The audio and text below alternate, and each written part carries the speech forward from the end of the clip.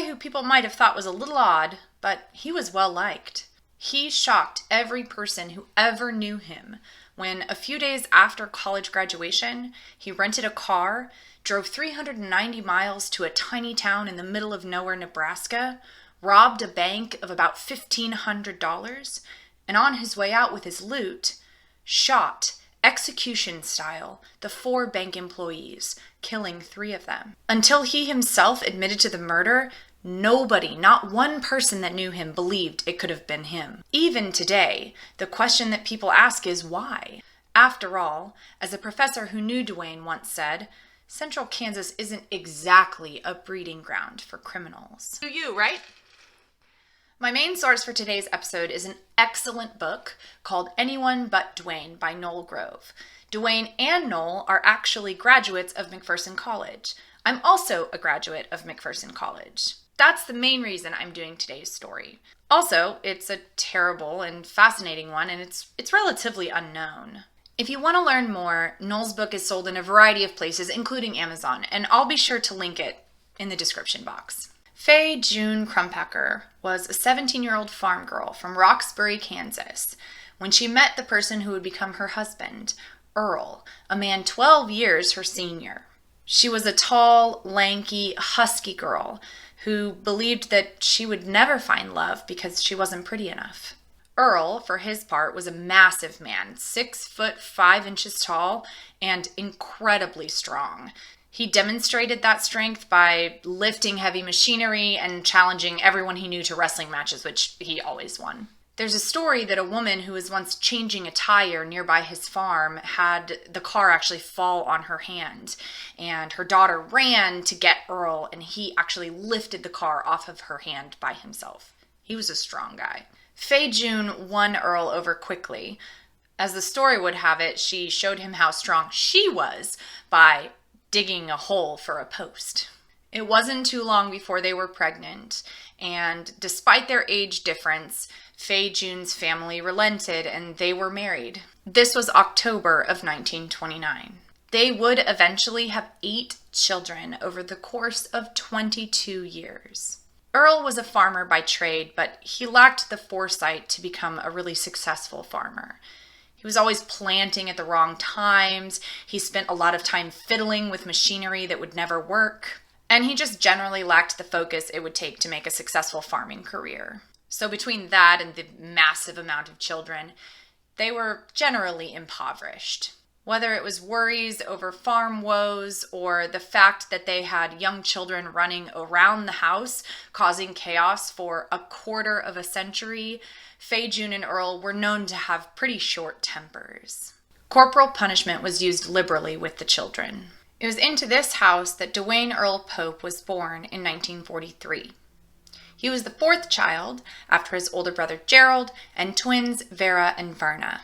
The broken-down farmhouse they lived in was never clean, debt was always looming over their heads, and it didn't take too much to get a spanking. One of these spankings seared itself into Dwayne's brain. When he was a young boy, Dwayne accidentally broke one of Earl's fishing poles. When Earl roared into the house, demanding to know who had done it, Dwayne admitted to it. Earl bent him over his legs and aggressively spanked him until Dwayne, who was sobbing, peed his pants.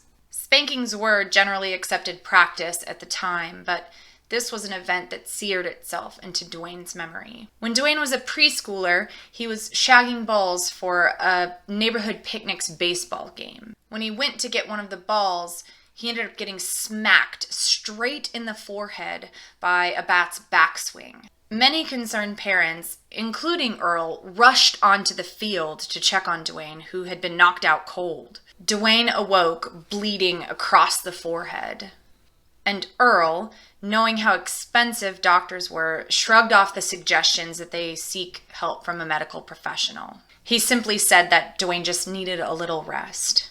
Roxbury, Kansas is a tiny, tiny place. Today, in 2021, it has a population listed of 16 people. But even in the 1940s, it was a very small town. Dwayne was an adept athlete, just like his father, in football and basketball, as well as probably some other sports too. But he did always have a problem on the football field. Despite his size, which was similar to his father's, and his strength, that was also similar to his father's, he could never find it within himself to hit the opponent hard enough. As you can imagine, that's a little bit of a problem in football. Whenever he would manage to knock an opponent over, he would always reach out his hand to help them back up again. He was too gentle to even play football, it seemed. As a junior, he also tried out for the class play. He was cast in the lead role because he was the tallest and looked the oldest. The role was as a bank robber. And as it turns out, Dwayne was quite the actor. He truly transformed into the role, and as a castmate said, quote, "When he plays a bank robber, he really seems like one. He actually looks kind of mean," end quote. Roxbury High had very few teachers, and they often became very close with their students. Two such teachers, fresh out of McPherson College, just 20 miles down the road, joined the staff during Dwayne's senior year of high school. They worked with Duane in a variety of classes and sports. Dennis actually coached all of the sports at the high school, and his wife Faye was both the English teacher and the drama teacher. She coached Duane in the school play again his senior year. Just like his junior year, Duane slipped easily and comfortably into this character that was unlike himself. The role gave him self-confidence and assurance that he seemed to lack in his everyday real life. He was nominated in his senior year to be Prince Charming in the May Day parade in McPherson. It was something he definitely didn't want to do, but Faye talked him into it. And he did it, but he was nervous the whole time. Faye and Dennis spent the year talking Duane into going to college. They thought he would be a great fit at their alma mater, McPherson College. Duane, for his part, didn't feel like he was college material. College was expensive, and he didn't think he was smart enough to handle the academics. Besides, his older siblings hadn't been made to go to college. Why should he? He truly balked at the idea. Dennis and Faye were unrelenting, taking him to Matt College football games on Friday night, introducing him to the coach Sid Smith, and to alleviate his fears about money, helped him secure a job as a night janitor at the college to help him pay for his tuition and his room and board. High school graduation came and went, and without a real plan, or it seems even the ability to conceive a plan, Duane relented again. He packed his bags and moved into Klein Hall at McPherson College, a football player, a basketball player, and a student. Duane was right about struggling in college. He decided to major in industrial arts, and all of the classes that required him to use his hands, he was great at. But the academic classes, they made his head spin. He found himself studying hours upon hours more than any of his classmates, and it didn't seem to matter. He ended his first year on academic probation. He took a summer job making $1.50 an hour, doing what they called custom cutting. This was a pretty cool summer job, actually, a traveling job that would have him going from as far south as Texas to as far north as Canada, working to help farmers cut their fields. It was good money, no expenses, and the chance to travel around, sleeping in an old school bus converted into bunk beds. Duane loved the summer job, but by this point he determined he did not want to go back to college. He'd been right. He wasn't college material. And besides, at the end of the summer, he'd have a nice big check to start a new life. Doing what? He had no plan, but it didn't include going back to college. But some of his classmates who had also taken the summer job were shocked that he wouldn't want to go back to McPherson College. And so they really convinced him that he needed to go back again. More football to be played, they said. More memories to be made and more girls to date. Despite his own wishes, it seems, he went back to McPherson College, applying that big check he earned for the summer towards his tuition and room and board. It wasn't all bad in college, and it wasn't all academics, of course. Apparently, during that time, the girls had a curfew of 10 p.m., while the boys of McPherson College didn't have a curfew. I don't know. But they would often go for late-night guys' nights to Tony's Pizza about 30 miles away in Salina, Kansas. They played a lot of cards, and they made a lot of good memories together. Dwayne had his first college date with a girl who lived in Dotzer Hall, which happens to be the exact same dorm that I lived in for 4 years when I went to Mac College. In fact, Dwayne dated several girls when he was a student there, including a girl named Ramona who was convinced that he would marry her. Dwayne lost interest, but stayed in the relationship much longer than he wanted to because he didn't want to hurt her feelings. And in my opinion, because she had more plans for him than he did for himself. He ended up working as a custom cutter for all 3 summers in between his semesters at college. It was during one of those summers that the crew ended up in Big Springs, Nebraska. The bank there stood out to him for some reason. It was a big, beautiful, new-looking building. And it seems that he asked a passerby some questions, including, interestingly, if the bank had ever been robbed before and how much money had been stolen. Duane came back to Mac College for the remaining years of his college career, although before his senior year, he had the same idea he'd had before his sophomore year: quit school. He was going to take his earnings from the summer and go buy a Caterpillar, starting a business digging ponds and other large holes for neighbors. It wasn't a well-formed plan because not many people would need holes for a pond that were his neighbors. But the truth is, Dwayne just didn't have very many well-formed plans for his life in general. Again, his friends convinced him to finish his senior year at McPherson College. But as graduation loomed closer, his anxiety about not having a job or anything to do after graduation started to eat away at him. People encouraged him to be a teacher. He didn't want to do that. He didn't think he would be good at it. He certainly didn't want to go back and work on the Pope farm. And custom cutting is only a summer gig. It's not a full-time job. He didn't know what he wanted. It was at this time that he started having fantasies about shooting people. He once aimed a gun at his little brother Dennis, and it made him panicky. He fantasized once about drowning another little brother, who was only 5 at the time. He began to have more and more frequent episodes where he felt like he was detaching from his life. He did tell people about it, including a girl that he was in love with, but she didn't seem to understand. It was during this time, shortly before graduation, that he started thinking about robbing that bank that he'd seen in Big Springs, Nebraska. He didn't know why. He started building a silencer in his college's auto shop.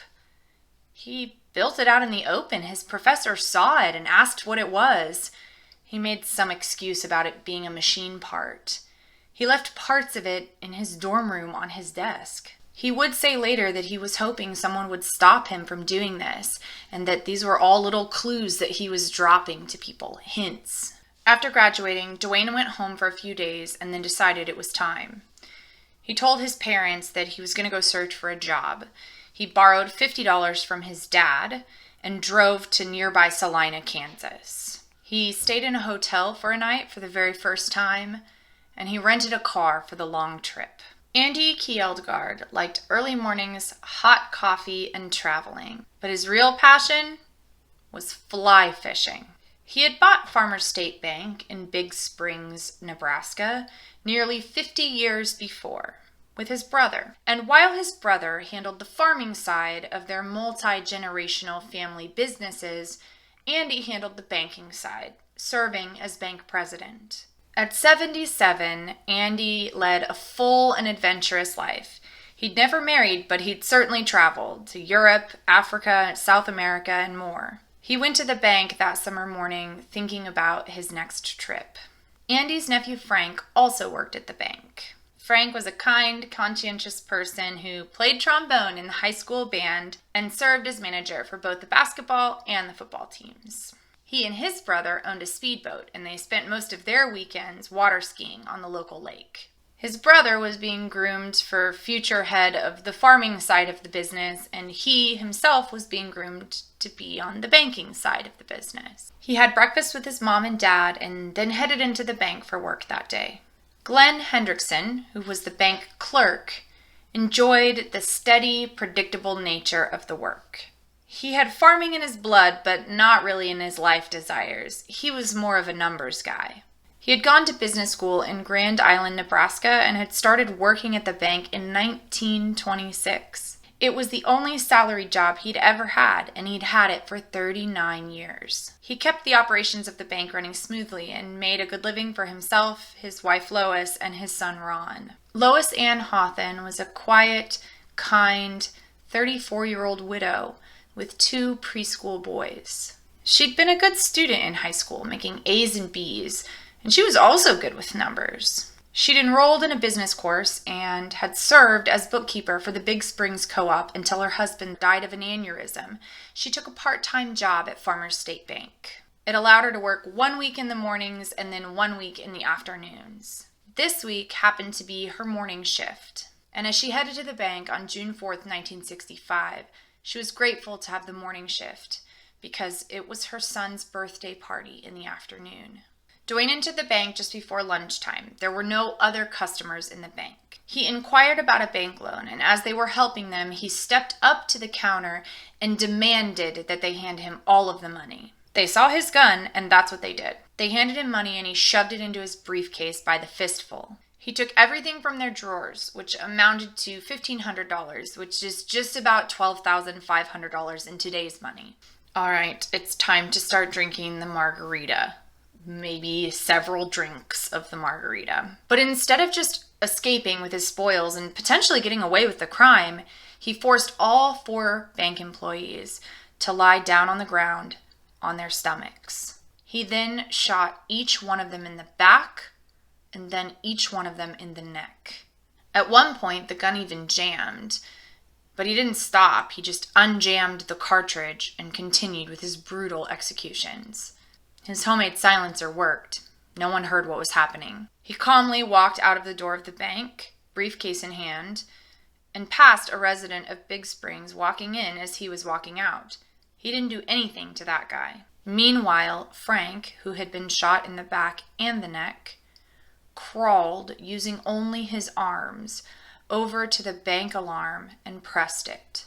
He was rushed to a hospital in Colorado. The other 3 victims died at the scene.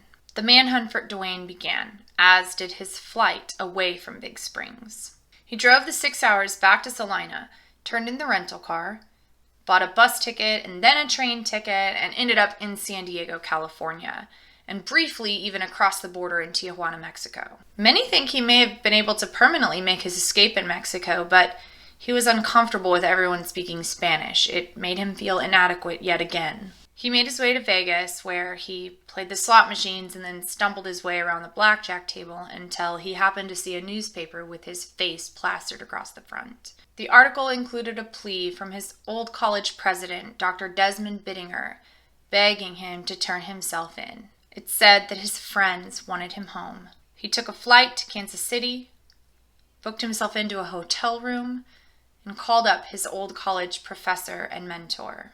Dr. Bittinger begged him to call the police and to stay where he was so that he could be apprehended. And that's what he did. He was arrested and charged with the crimes, and the trial began in late 1965. When Dwayne got on the stand, he spoke in such quiet murmurs that he had to be asked multiple times to speak louder. He said nothing compelling, really, and after 4 days, the psychiatrists from both sides began to battle it out. The defense argued a schizoid personality that left him devoid of the ability to truly understand that what he did was wrong.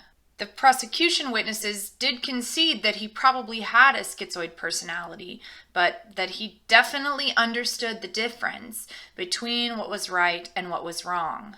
The hushed courtroom listened to Frank Kjeldgaard as he gave his heart-wrenching testimony about what happened that day at the bank from his wheelchair.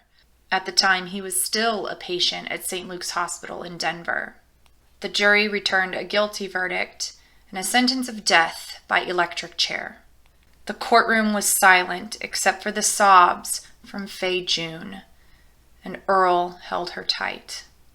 Dwayne's attorneys appealed his convictions unsuccessfully for years, but that likely spared him death from the electric chair.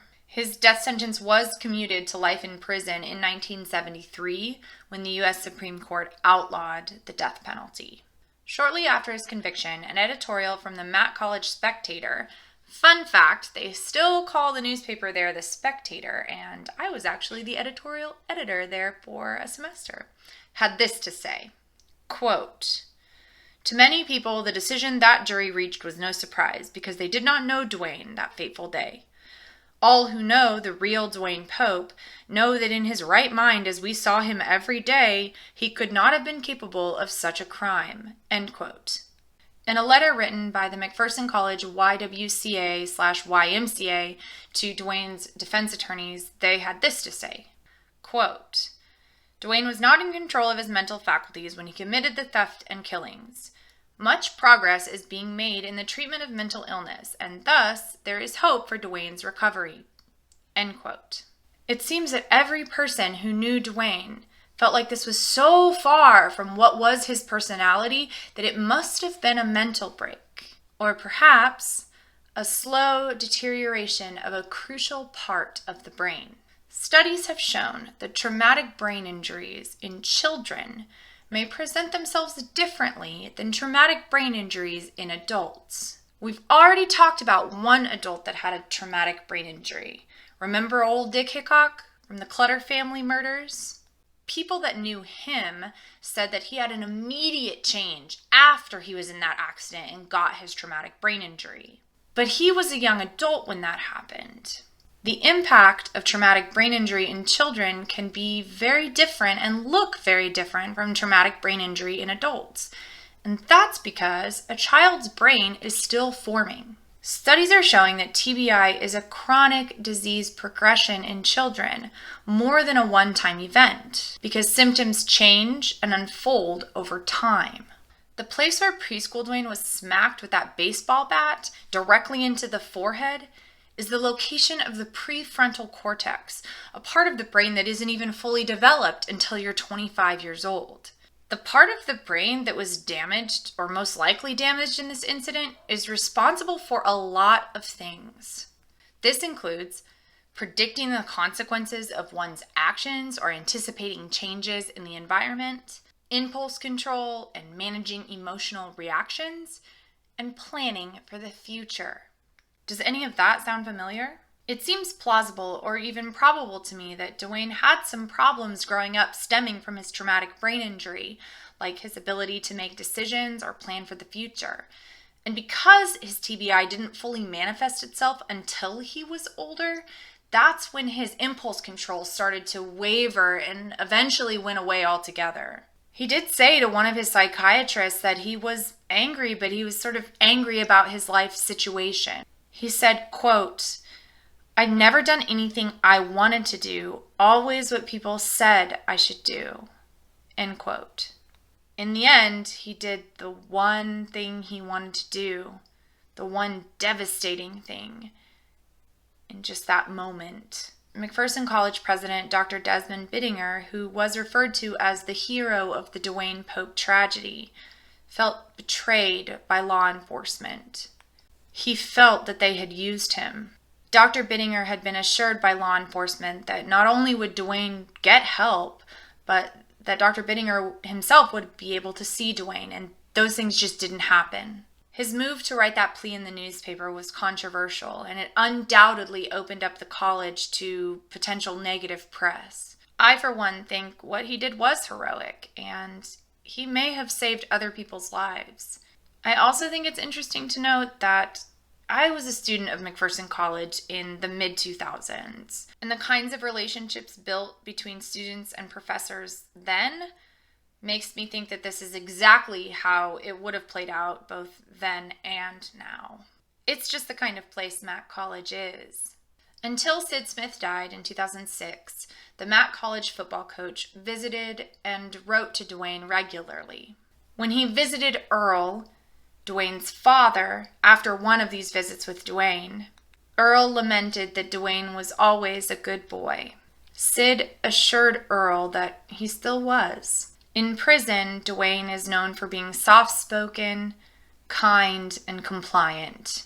He is liked by prison guards and wardens alike, kind of like all those days leading up to that fateful day in June of 1965. He was once seen banging his head against the bars of his jail cell, saying over and over and over again, "Why did I do this? Why did I do such a thing?" Dwayne is currently imprisoned in the Nebraska State Penitentiary. He's 78 years old. Frank Kjeldgaard returned to work in the very same bank where he was almost killed. He even served as bank president until the family sold the bank in 2004. Frank died at 72 years old in 2012. He never walked again. So what do you think? What are some infamous cases you're connected to? Should I cover them on Margs and Mayhem? And what about Duane? Can someone know intellectually right from wrong, but still have such little control over their actions that a different criminal sentence might be required? The psychiatrist had such a different opinion about this despite having similar training. How does that happen? And how does our ever-changing view and increase in information about mental health, and how does our ever-changing view about mental health issues and traumatic brain injury and the additional knowledge that we gain change our opinions about crimes and criminal behavior? Again, let's not forget about the victims here. Andy, Glenn, Lois Ann, and Frank were truly innocent and did not deserve what happened to them. And from what it seems, there wasn't much that could have been done before the crime to stop it. Duane may have been dropping hints about what he was going to do in hopes that someone would stop him, but those hints were way too subtle for anyone to pick up on them. And I'm not arguing that Duane ever should have been or should be released from prison. But is there something that could have been done to rehabilitate him? Is there help he could have gotten but he didn't because of his sentence? I'm not sure. I'm not sure anything could have helped him. Based on his behavior in prison after the crime, I'm not sure there was any help that he needed. Thanks for hanging out with me. If you have a suggestion for a case, or more importantly a margarita, feel free to drop it in the comment section, or even better, come and hang out with us on Instagram. The link, as always, is in the description box. I have generally decided that I'm not going to cover cases involving children, but next week is going to be a notable exception. That's because the murder of JonBenet Ramsey is pretty formative in my fascination with true crime. It's also going to be our first unsolved crime, so start thinking about your potential suspects because there are plenty. If you're watching on YouTube and you like the episode, show me some love, or I guess likes. Same goes for if you're listening on your favorite podcast app. You know what to do. See you next week, and remember, there are always alternatives to murder.